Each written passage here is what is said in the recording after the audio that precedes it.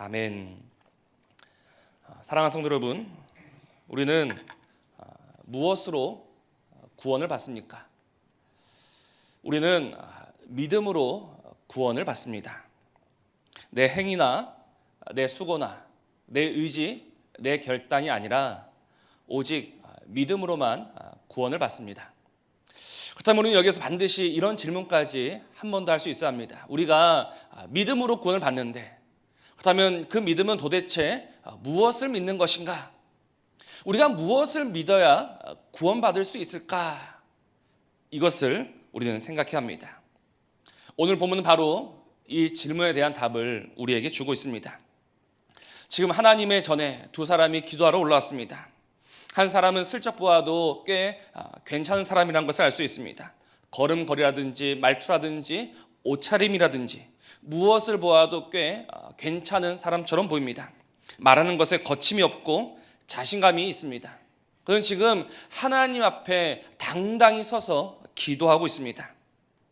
그런데 다른 사람은 조금 이상하게 보입니다. 무슨 큰 죄를 지은 것처럼 그는 고개를 들지 못하고 있습니다. 엎드려서 그저 훌쩍거리며 이상한 소리만 내고 있을 뿐입니다.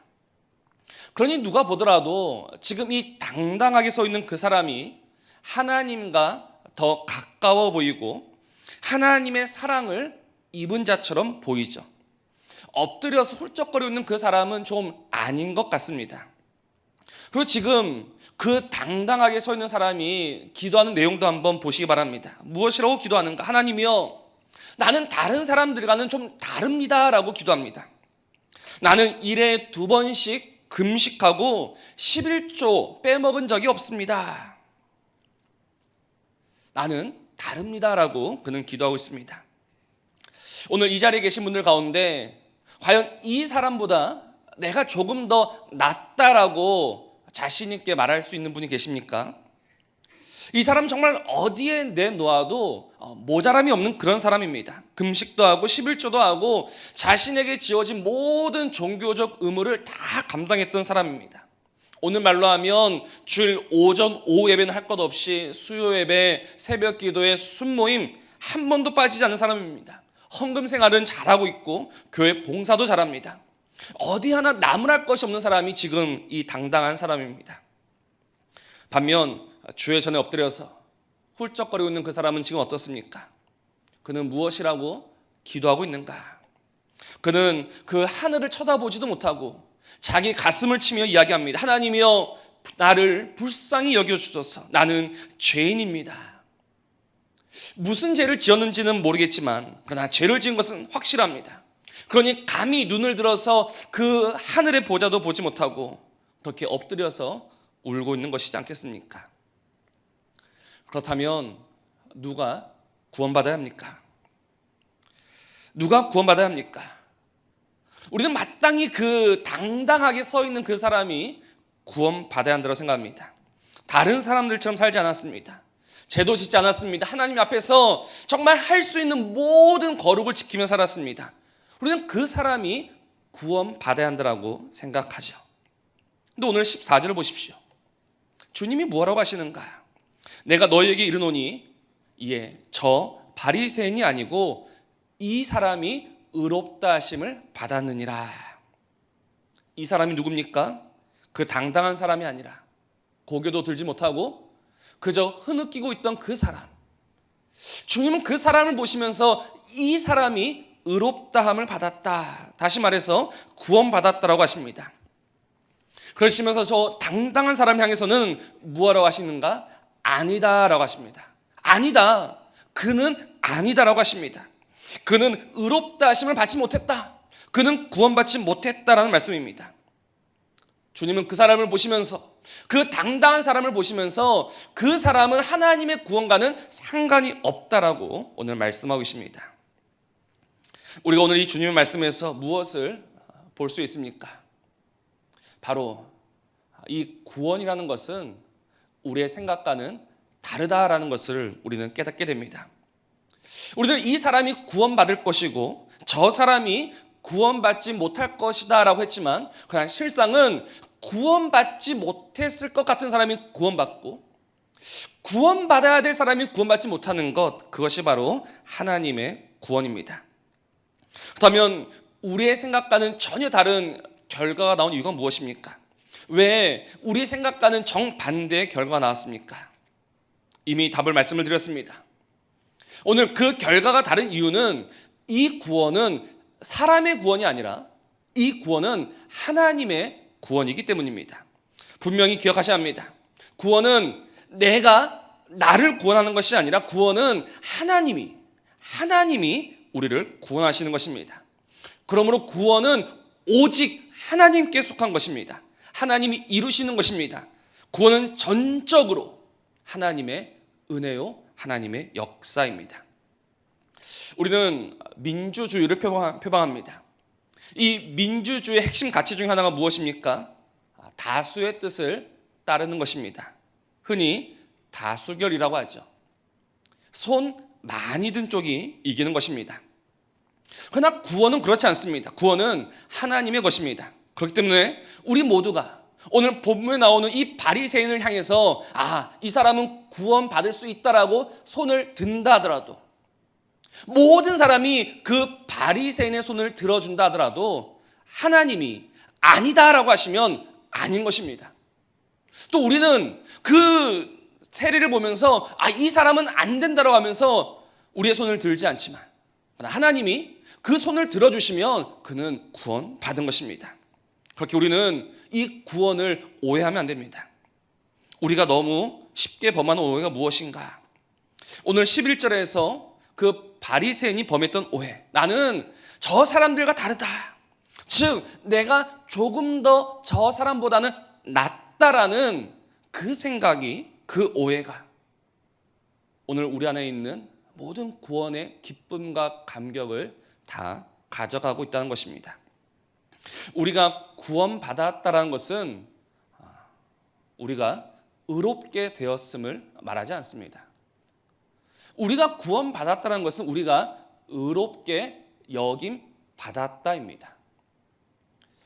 오직 하나님이 그 예수 그리스도의 피로 말미암아 이루어진 완전한 의, 흠없는 의, 그 의를 우리에게 옷 입혀주시고 우리를 의롭다 불러주시고 여겨주시는 것이죠. 이것을 우리는 칭의라고 합니다. 하나님이 우리의 의를 보시고 우리를 인정하시는 것이 아니라 하나님이 하나님의 긍휼로 말미암은 그 예수 그리스도의 의를 우리에게 주시어서 우리를 다만 의롭다 여겨주시는 것이죠. 그러므로 우리가 하나님 앞에 설 때에는 무엇을 의지하고 서야 하는가? 바로 이 그리스도의 의를 의지함으로 서야 하는 것입니다. 근데 지금 이 바리새인의 치명적인 실수가 무엇인가? 바로 자신의 의를 가지고 하나님 앞에 서 있는 것입니다. 그는 다른 사람들과 비교했을 때 그 사람들보다 조금 더 나아 보이는 자신의 의를 가지고 지금 하나님 앞에 서 있습니다. 그래서 거절당하는 것입니다. 그가 분명 다른 사람들보다 조금 더 나을 수는 있습니다. 객관적으로 봤을 때 그는 분명 그 엎드려 있는 세리보다는요 나은 사람이 맞죠.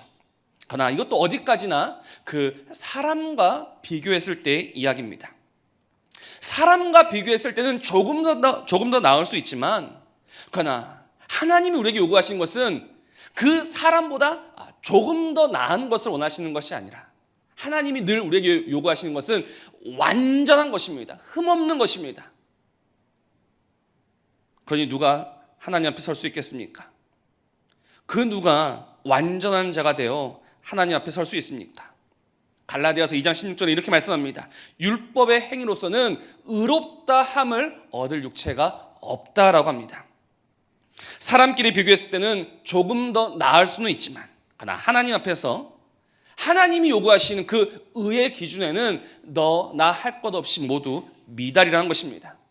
우리가 아무리 깨끗하게 살고, 우리가 아무리 애쓰며 살고, 우리가 아무리 수고하며 살아도 그 모든 애씀이 우리를 완전하게 만드는 것은 아니란 것입니다. 만일 단 한 사람이라도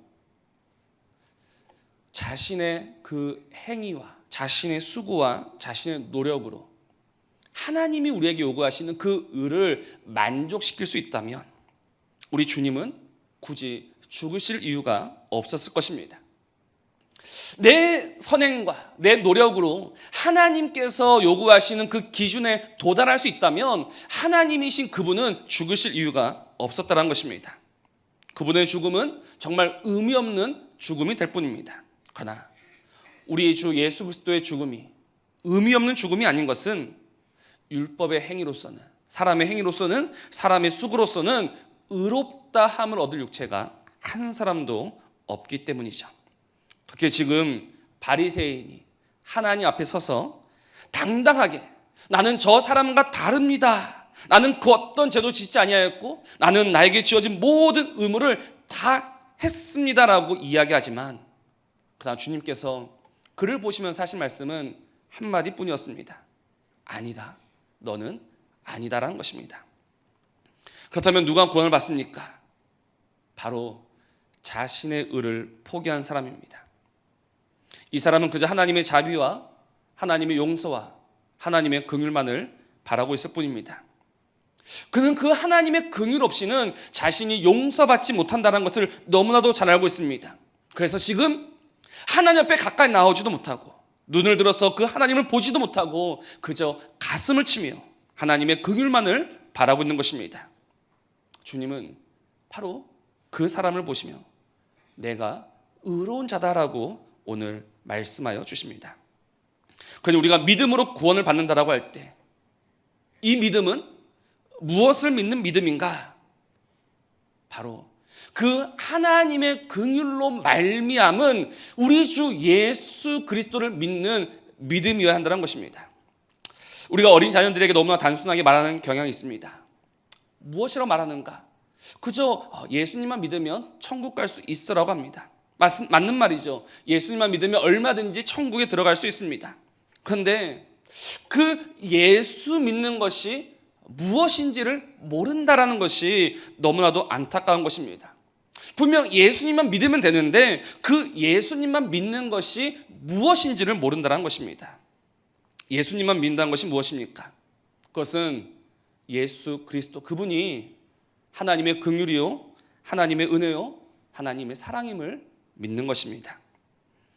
요한복음 3장 16절 우리가 잘 아는 말씀이죠. 하나님이 세상을 이처럼 사랑하사 독생자를 주셨으니 하나님이 우리를 사랑하신다라는 증거가 무엇입니까? 우리는 무엇으로 하나님의 사랑을 알 수 있습니까? 바로 그 아들 예수 그리스도입니다. 우리는 예수님을 보면서 하나님의 사랑을 봅니다. 하나님 우리를 사랑하시기에, 하나님 우리를 원하시기에, 하나님이 지금도 나를 부르시기에 그 증거로 그 아들 예수 그리스도를 보내주셨습니다. 요한복음 3장 16절은 계속해서 말씀합니다. 하나님이 세상을 이처럼 사랑하사 독생자를 주셨으니 이는 그를 믿는 자마다 멸망하지 않고 영생을 얻게 하려 하심이라. 하나님 우리를 사랑하시어서 이제 우리를 구원하시는데 우리를 구원하시는 방법이 무엇인가? 바로 그 아들 예수라는 것입니다. 그 아들 예수 그리스도가 하나님의 긍휼이요 하나님의 사랑임을 믿는 자가 영생을 얻고 구원을 받는 것입니다. 그래서 이 하나님의 은혜로 말미암아 이 하나님의 긍휼로 말미암아 우리가 구원을 받았다면 우리는 무엇을 해야 하는가? 다시 그 하나님 앞에 납작 엎드려야 하는 것입니다. 정말 이 구원을 아는 자는 정말 이 구원을 받은 자는 고개를 들 수가 없습니다. 찬송가 274장 고백처럼 나 행한 것 죄뿐이니라는 고백, 그래서 고개를 들지 못합니다. 감히 눈을 들어서 그 하늘의 보좌를 보지 못합니다. 그럼에도 우리가 포기하지 않는 것, 그것이 무엇이냐? 바로 그 낮은 자세로, 그 엎드린 자세 그대로 하나님 앞에 나아가는 것입니다. 왜냐하면 그분이 나를 긍휼히 여겨주시고 그분이 나를 사랑해 주시고 그분이 나를 포기치 아니하시니 그 증거로 나를 사랑하시고 나를 포기하지 아니하시고 내가 너를 구원했다라는 증거로 그 아들 예수 그리스도를 주셨으니 내가 내 모습을 볼 때마다 하나님 앞에 나아갈 수 없지만 그러나 이제는 그 예수를 바라봄으로 그 예수를 의지함으로 다시 두려움으로 떨림으로 하나님 앞에 서는 것입니다. 그때 주님께서 말씀하십니다. 내가 너에게 이르노니 이에 저 바리새인이 아니고 이 사람이 의롭다 하심을 받고 집으로 내려갔다라는 말씀을 우리에게 들려주시는 것입니다. 다만 하나님의 긍휼을 의지하며 하나님의 긍휼을 바라며 오늘도 하나님 앞에 설 때 우리는 비로소 다시금 하나님께서 주시는 이 구원의 기쁨과 구원의 감격을 다시 누릴 수 있게 되는 것입니다.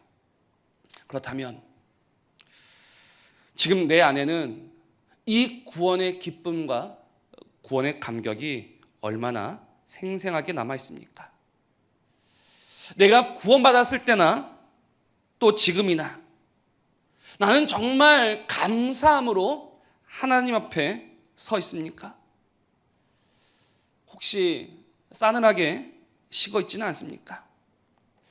제가 이번 주일날 우리 중고등부 예배를 드리고 우리 중고등부 친구들이 잠시 분반 공부를 하는 사이에 비전센터 3층에서 우리 본당 쪽을 봤습니다. 그때가 예배 끝날 때였습니다. 근데 어떤 분이 한복을 곱게 차려 입으시고 나오시더라고요. 그분이 누구시냐면 바로 이번 주에 세례 받으신 분입니다. 하나님 앞에 이제 자신의 믿음을 고백하면서 세례를 받을 때 저분이 진짜 하나님의 그 은혜에 감격하는 분이 맞구나. 근데 그분을 보면서 분명 우리도 그렇게 세례 받을 때 정말 하나님의 구원에 감격하며 기뻐하며 감동할 때가 있었는데 어느새 차갑게 식어져 버린 저의 마음을 같이 보았습니다.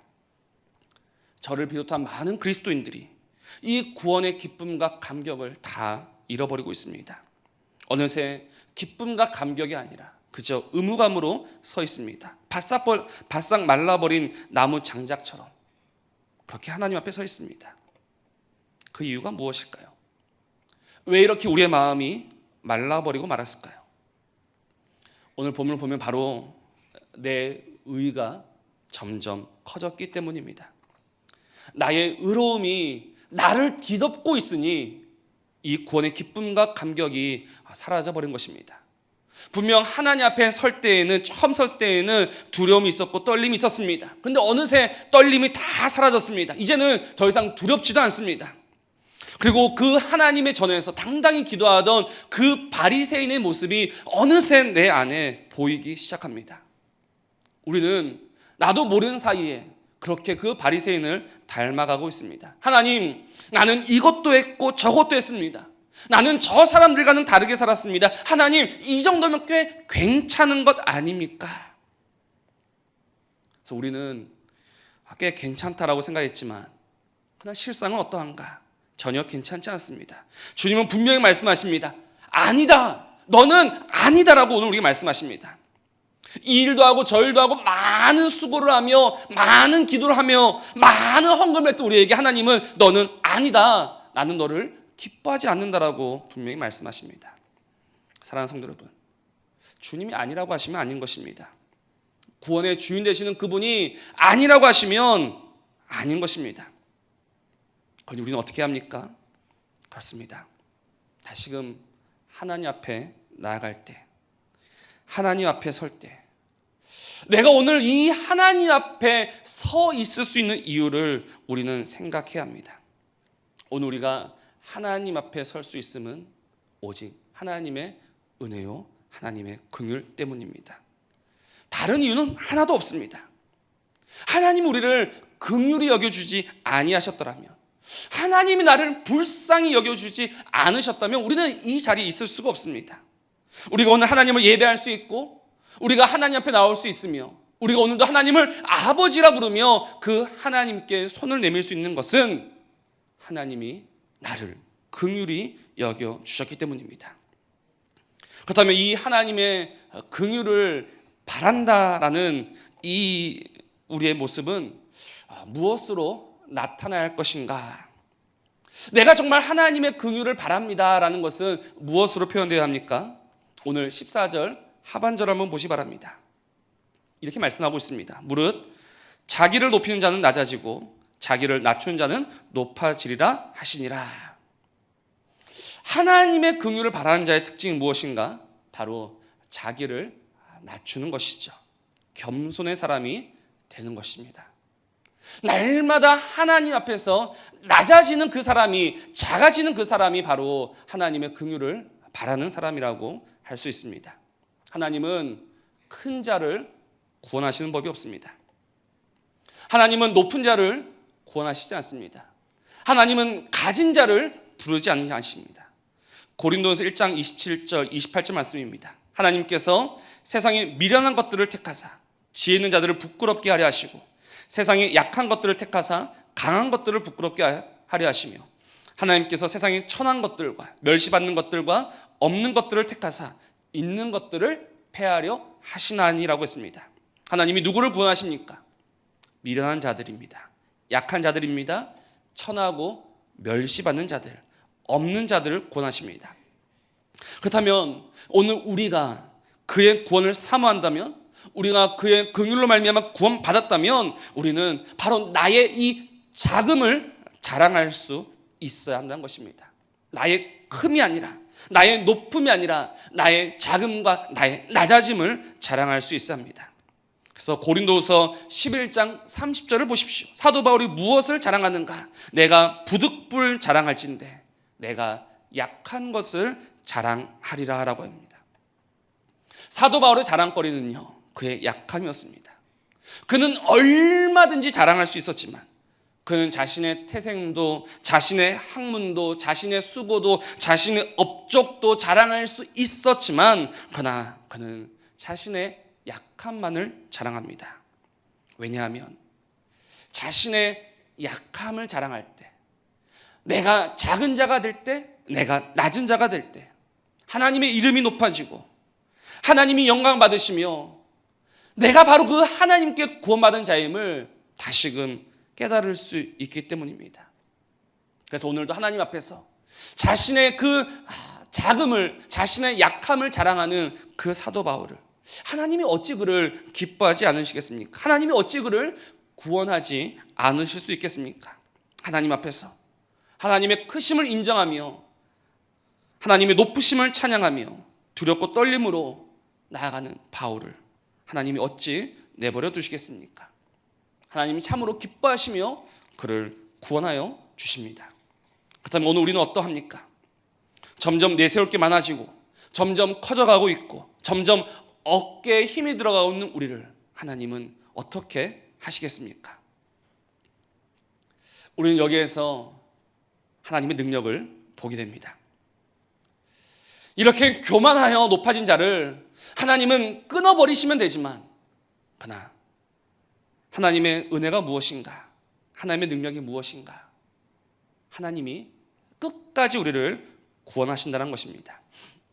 우리 오늘 누가복음 18장을 보고 있는데 오늘 본문 이후에 보면 계속해서 이 구원의 이야기가 나오고 있습니다. 누가 구원을 받습니까? 오늘 본문 뒤에 보면 어린아이와 같은 자가 구원을 받습니다. 오늘 본문과 같은 맥락이죠. 하나님의 나라는 큰 자의 나라가 아니라 바로 이 작은 어린아이와 같은 자의 나라라는 것입니다. 아무 능력도 없는, 당시만 하더라도 정말 사람 취급받지 못하던 어린아이들, 그러나 우리 주님은 그 어린아이와 같아야 하나님 나라에 들어간다라고 합니다. 바로 작은 자가 들어가는 것입니다. 그래서 어떤 관리가 묻습니다. 선한 선생님이여, 내가 무엇을 하여야 영생을 얻으리까? 이 질문을 받으신 주님이 이렇게 말씀하시죠. 19절 말씀을 보시면 네가 어찌하여 나를 선하다 일컫느냐? 하나님 한 분 외에는 선한 이가 없느니라. 네가 어찌하여 나를 선하다 일컫느냐? 이 말씀의 의미가 무엇이냐면 지금 이 주님 앞에 나온 이 관리는 자신의 선함으로 구원받기를 원했습니다. 그래서 열심히 살았던 것이죠. 그런데 자신이 아무리 선하게 살지만 무엇인가 부족해 보입니다. 그런데 어떤 사람, 즉 예수를 보니 그 사람은 정말로 선해 보입니다. 저 사람은 선하구나. 저 사람 정도의 선함이 되어야지만 내가 구원받을 수 있구나. 그래서 그 주님 앞에 엎드리면서 선한 선생님이여라고 불렀던 것입니다. 그러나 주님은 그것을 거절하십니다. 네가 어찌하여 나를 선하다 일컫느냐? 하나님 한 분 외에는 선한 이가 없다. 즉 우리가 아무리 애쓰고 수고하고 노력해도 우리는 선해질 수가 없다는 것이죠. 그래서 사람들은 좌절합니다. 20절 말씀을 보면 누가 구원받을 수 있을 것인가 좌절합니다. 그때 주님께서 말씀하시기를 이르시되 무릇 사람이 할 수 없는 것을 하나님은 하신다라고 분명히 말씀하십니다. 그렇습니다. 구원은 하나님이 하십니다. 우리가 할 수 없는 것을 능히 하시는 분이 바로 하나님이십니다. 그러면 어떻게 하시는가? 그 하나님은 그 능력으로 그 지혜로 높은 자를 낮추시고 큰 자를 작게 하시고 있는 자를 없는 자 되게 하시어 구원하시는 것입니다. 그것이 사람이 할 수 없는 하나님의 구원입니다. 하나님은 오늘도 우리의 자금을 보게 하시고 우리의 무능을 깨닫게 하시어 정말 전적으로 하나님만을 의지하는 자로 우리를 만드시어 그의 구원에 우리를 참여시켜 주시는 것입니다. 그래서 하나님은 이 말씀으로 다시금 우리를 부르고 계시는 것입니다. 하나님 오늘 우리에게 이 말씀을 주신 이유가 무엇이겠습니까? 스스로 큰 자가 되어서 그 구원을 잃어버리는 자, 그 구원을 뺏기는 자 아니다라는 말을 듣는 자가 아니라 오늘 이 말씀을 듣고 다시금 우리의 자금을 깨닫고 우리의 연약함을 깨닫고 나의 구원을 받아들이라는 것입니다. 그래서 저는 오늘 이 말씀을 묵상하면서 정말 하나님께서 우리에게 생생하게 들려주시는 그 말씀을 들을 수 있었습니다. 어떤 말씀이었느냐? 하나님께서 오늘 이 말씀을 주시면서 우리에게 말씀하시기를, 저에게 말씀하시기를 꼭 한 대 맞아야 하겠느냐? 꼭 눈물 흘리고 나서야 돌아올 것이냐라고 하나님은 저에게 물으셨습니다. 내가 너에게 지금 이 말씀을 주고 있을 때 이 말씀 앞에 자복하지 아니하고 여전히 교만한 마음으로 여전히 당당한 마음으로 서 있는 저에게 꼭 한 대 맞아야 돌아오겠느냐라고 하나님께서 저에게 말씀하셨습니다. 사랑하는 성도 여러분, 우리는 오늘 이 말씀에 가득 담긴 하나님 아버지 그분의 마음을 알아야 합니다. 우리를 사랑하시기에 우리를 긍휼히 여기시기에 우리를 포기하지 아니하신 하나님. 그래서 하나님은 지금도 이 말씀으로 우리를 다시 부르시고 새롭게 하십니다. 그러니 지혜는 다른 것이 아닙니다. 무엇이 지혜입니까? 이 하나님의 마음을 아는 것이 지혜입니다. 이 하나님의 마음을 알기에 다시금 하나님 앞에 엎드리는 것이 지혜 중에 지혜가 되는 것입니다. 오늘 이 말씀을 통해서 정말 하나님 앞에 엎드리는 저와 여러분이 바랍니다. 그 하나님 앞에 엎드릴 때 하나님은 오늘 우리 안에 구원의 기쁨과 구원의 감격을 다시금 회복시켜 주실 것입니다. 다시금 우리로 하여금 이 구원에 참여되었음을 알게 하시어서 정말 기쁨으로 감사함으로 능히 이 세상을 살게 하실 것입니다. 오늘 우리가 해야 할 일은 정말 이 하나님의 크심을 인정하며 하나님의 높으심을 인정하며 그 하나님 앞에 엎드려야 하는 것입니다. 그리고 우리는 이 하나님 앞에서 엎드리는 것으로 만족하면 안 됩니다. 여기서 반드시 한 걸음 더 나아가야 합니다. 그것이 무엇일까요? 하나님 앞에 낮아지고 또한 사람 앞에서도 그리 해야 하는 것입니다. 바리새인을 보십시오. 바리새인은 그 세리를 보면서 나는 이 세리와 같지 아니함을 감사합니다. 근데 이 말이 얼마나 어리석은 말이냐, 이 말이 얼마나 망령된 말이냐. 나는 저 사람과는 다르다라는 이 말은, 나는 저 사람보다 조금 낫다라는 이 말은 참으로 망령된 말이요 생각입니다. 왜냐하면 이 말은 곧 내가 저 사람보다는 사랑을 조금 덜 받아도 괜찮다는 말과 똑같기 때문입니다. 누가복음 7장에 이런 이야기가 나옵니다. 바로 눈물로 주님의 발을 닦은 한 여인의 이야기입니다. 어떤 바리새인이 주님을 초대했습니다.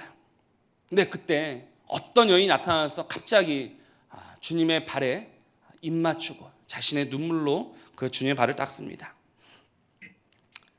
근데 그 바리새인은 이 모든 상황이 탐탁치 않습니다. 이제 조금 인지도가 올라가고 있는 그 예수를 초대하면서 나도 좀 존경을 받고 나도 좀 인정을 받고자 하는 그런 마음이 있었는데 그 한 여인이 모든 것을 다 망쳐버리고 말았습니다. 왜냐하면 그 여인은 누구나 다 알고 있는 죄인이었기 때문입니다. 그래서 그 죄인이 자신의 발을 닦게 내버려두는 그 모습을 보면서 그 바리새인은 속으로 말합니다. 아, 예수도 별것 아니구나. 예수도 별것 없구나. 그때 주님이 옆에 있는 베드로에게 이렇게 물으십니다. 빚 주는 사람에게 빚진 자가 둘이 있어. 하나는 500데나리온을 졌고 하나는 50데나리온을 졌는데 갚을 것이 없으므로 둘 다 탕감하여 주었으니 둘 중에 누가 그를 더 사랑하겠느냐. 베드로가 답합니다. 많이 탕감함을 받은 사람입니다. 주님께서 말씀하시죠. 네가 옳다. 그러시면서 이렇게 말씀하십니다. 조금 길지만 말씀을 그대로 읽어드립니다. 내가 내 집에 들어올 때 너는 내게 발 씻은 물도 주지 아니하였을 때 이 여자는 눈물로 내 발을 적시고 그 머리털로 닦았으며 너는 내게 입 맞추지 아니하였을 때 그는 내가 들어올 때로부터 내 발에 입 맞추기를 그치지 아니하였으며 너는 내 머리에 감람유도 붓지 아니하였을 때 그는 향유를 내 발에 부었느니라. 이러므로 내가 내게 말하노니 그의 많은 죄가 사하여졌도다. 이는 그의 사랑함이 많음이라. 사함을 받은 일이 적은 자는 적게 사랑하느니라. 이 마지막 말씀, 사함을 받은 일이 적은 자는 적게 사랑한다는 말씀. 다시 말해서 내가 저 사람보다 조금 더 낫다라고 말하거나 생각하는 것은 내가 받은 하나님의 구원이 그 사람의 구원 그 정도는 아니다라는 것을 말하는 것이죠. 내가 저 사람보다 조금 더 낫다라는 것은 하나님이 나에게 부어주신 그 사랑의 크기와 그 긍휼의 그 모든 것을 부인하는 말과 똑같은 것입니다. 아니 하나님, 나는 그 정도까지는 사랑해 주실 필요가 없습니다. 나는 이미 내가 이룬 것이 많이 있는데 하나님 조금만 주시면 됩니다. 그때 하나님이 무엇을 말씀하시겠습니까? 내가 너를 살리려고 내 모든 것인 내 아들을 내어주었거늘. 뭐라고? 내 아들이 필요 없다고? 내 아들이 전부가 아니라고? 너는 너의 의로 얼마든지 내 앞에 설 수 있다고? 그 하나님의 책망 앞에 우리는 결국 망한 자가 되는 것입니다. 우리가 진정 하나님의 구원을 안다면 내가 저 사람보다 낫다라고 말하는 망령된 일이 없기를 바랍니다. 내가 저 사람보다 낫다라고 말하는 것은 하나님의 구원을 폄하하는 것입니다. 내가 조금은 더 괜찮지 않냐라고 말하는 것은, 생각하는 것은 하나님의 구원을 모르는 것입니다. 우리는 하나님의 구원을 생각할 때 할 말이 없습니다. 그죠? 나 같은 죄인 살리신 그 하나님의 은혜를 생각할 때 우리는 얼마든지 사람 앞에서도 낮아질 수 있는 것입니다. 내가 사람 앞에서 낮아질 때 그 낮아짐은 내가 하나님께 받은 사랑이 더 크다, 내가 하나님께 받은 사랑이 더 많다는 것입니다. 내가 사람 앞에 낮아지는 것은 자존심 상하는 일이 아니라 내가 하나님께 받은 사랑이 더 많다는 것을 의미하는 것입니다. 그러니 사람 앞에 낮아지는 자가 이 구원의 기쁨과 감격을 갑절로 누릴 수 있게 되는 것이죠. 정말 그 사람 앞에 낮아질 때, 내가 받은 하나님의 사랑의 그 크기를 알게 될 때, 하나님의 긍휼을 알게 될 때 우리는 더 이 기쁨과 감격으로 하나님, 그 하나님 앞에 나아갈 수 있는 것입니다. 오늘 정말 저와 여러분 안에 이 구원의 기쁨과 감격이 회복되기를 소원합니다. 주님 다시 오실 그날까지 정말 내 안에 하나님 이루신 이 구원의 기쁨과 감격이 있기를 바랍니다. 그러기 위해서 말씀을 드렸습니다. 하나님의 긍휼을 바라야 합니다.